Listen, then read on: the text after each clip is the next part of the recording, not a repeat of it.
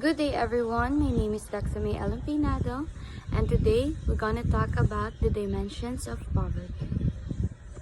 So first, what is dimension of poverty? So dimension of poverty, it measures both material poverty such as food, water, and sanitation, and clothing.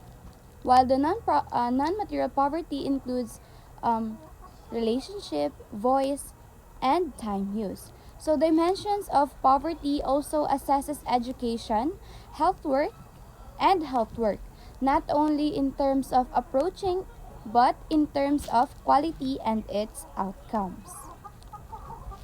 There are three dimensions that make up the core experience of poverty. So first, people who are living in poverty often deals with challenges that yung hindi siya nare-recognize ng society. So ang isang issue na dito is yung disempowerment. So which means wala silang control sa kanilang sariling buhay, and this feeling of being powerless makes it even more harder for them to labanan yung kahirapan. So, it is important to understand and address this aspect along with other factors when we talk about the poverty.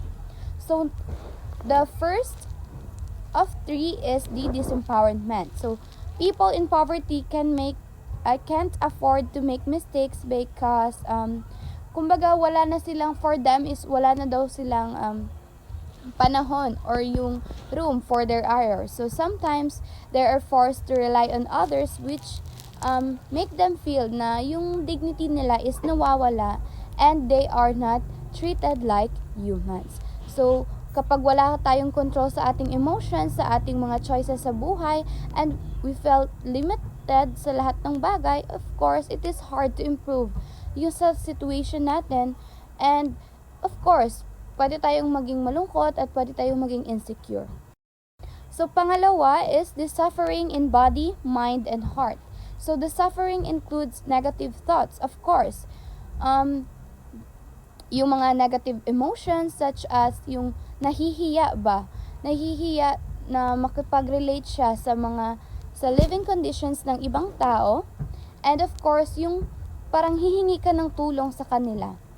And syempre, kapag hingi tayo ng tulong sa ibang tao, feel natin is nakaka-istorba tayo. Yeah. So when people internalize daily experiences, injustice, and dehumanization, this undermines their self-esteem. So lastly is the struggle and resistance. The struggle takes different forms, many of which remain from the invisible up to the rest of the society. So the courage shown by people living in poverty is a source of energy, often rooted in the hope and desire to give a better life para sa kanilang mga anak. So they call upon strong inner willpower to focus on the opportunities, kung ano lamang yung mabibigay, kung ano lamang yung magagawa nila para sa mga anak nila is gagawin nila yon, of course, para ma-provide yung mga kailangan ng kanilang families, ng kanilang mga anak.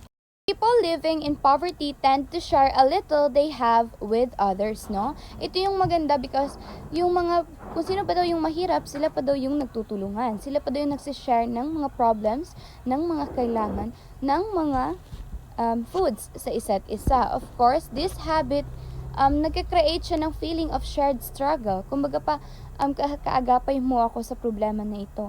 And solidarity. So, it is helping to prevent yung mga suicidal thoughts or despair. So, when people try to move out of poverty, they do not find support they expect from institution. It is